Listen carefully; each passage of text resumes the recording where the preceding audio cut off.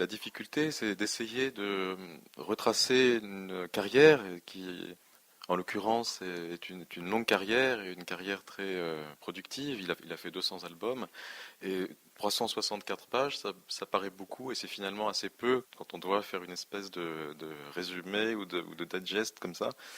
Bon, il y a quatre grandes parties. Il y a celle des débuts, évidemment, qui, moi, m'a tout à fait passionné parce que Tibet a très bien dessiné très jeune. Et donc on voit des bandes dessinées ou des planches. Il y a des choses qu'il était allé montrer à Hergé quand il était petit, quand il avait 13 ans. Donc voilà, il avait sonné à la porte du maître comme ça, il lui avait montré tous ses dessins et il en était reparti avec des conseils. Dessiner d'après nature, par exemple, ne pas ménager ses efforts, etc. Et donc voilà, il y a toute cette partie, il y a celle où il entre aussi au journal Tintin, quand il avait même pas 20 ans, où il a créé 10 ou 15 personnages comme ça, 10 ou 15 projets de personnages. S'il en a créé autant aussi, c'est parce que Hergé était quelqu'un d'assez exigeant et d'assez difficile et que c'était jamais assez bon pour le journal. Donc il y a toute une période comme ça extrêmement créative et bouillonnante, c'est dans les années 50, qui représente à peu près le quart du bouquin. Et après, évidemment, il y a les autres parties, celle sur Chic Bill.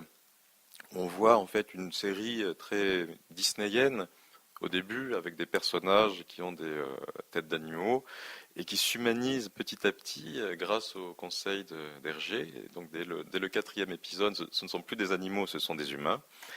Et la série évolue comme ça, évidemment. On ne dessine pas de la même façon quand on a 17 ans et quand on en a 70. Le principe de ce livre, c'est de faire parler l'auteur lui-même. Donc ce que je fais là, c'est ce que j'avais fait pour Tillieu aussi, c'est que je m'imprègne de toutes les interviews. Alors il y a les interviews qui ont été faites par Gomer qui sont très complètes. Il y a eu d'autres livres, notamment les entretiens avec Ben Durand. Il y a les entretiens qui avaient été faits par Jean Liturgie pour le journal Schtroumpf, qui sont assez formidables.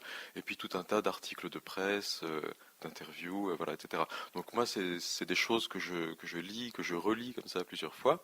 Et à la fin, j'ai l'impression, voilà, de pouvoir résumer, de pouvoir restituer en fait la pensée de l'auteur aux endroits où c'est utile, c'est-à-dire en face des dessins qui appellent un commentaire.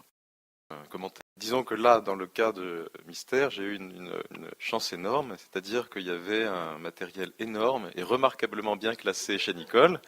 Donc je me suis permis de m'inviter chez elle avec mon scanner et on a passé une petite semaine tous les deux.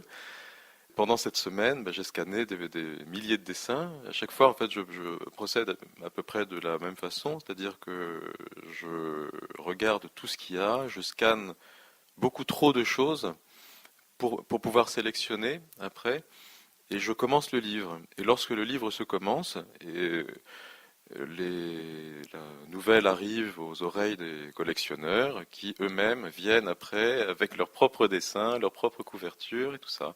Et voilà, donc si on n'est pas trop pressé, si on peut attendre quelques mois ou même quelques années, comme ça a été le cas pour ce livre, on se retrouve avec suffisamment de choses pour faire un panorama ou une sélection à peu près complète du travail de l'auteur.